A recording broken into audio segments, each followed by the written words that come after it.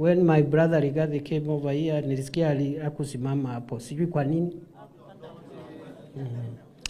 Lakini unajua hata there is no problem hata akisimama. Shida yake ni matusi.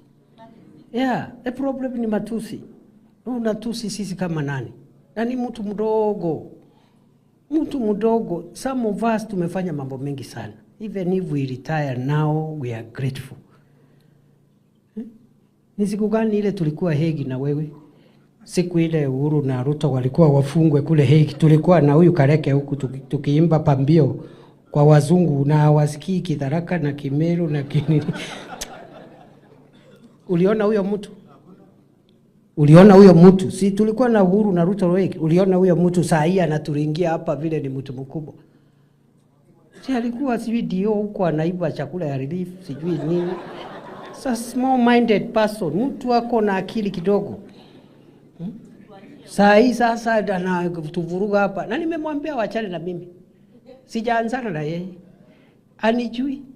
Huyo mtu I will embarrass him. Alikuja na hiyo kifua pale mbele no.